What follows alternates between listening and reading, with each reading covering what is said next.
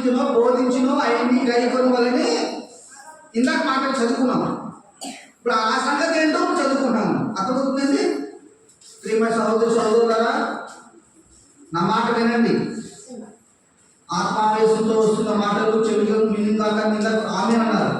శ్రద్ధగా వినాలి. వాక్యం యేసు ప్రభు మనతో సూటిగా మాట్లాడుతున్నారు.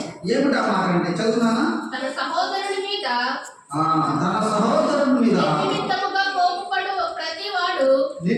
నిత్యంగా కోపవాడు ప్రతివాడు విమర్శకు లోనగును. తన సహోదరుని చూచి వ్యర్థుడా అని చెప్పువాడు మహాసభకు లోనగును. ద్రోహి అని చెప్పువాడు నరకాగ్ని లోనగును. చూడండి ఇక్కడ ఏం చెప్తున్నాడు దేవుడు. నరహత్య చేయొద్దని చెప్పింది మీరు విన్నారు కదా.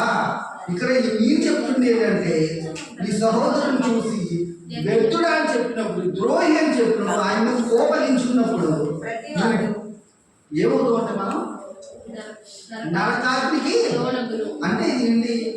దేవుడే మనమేమో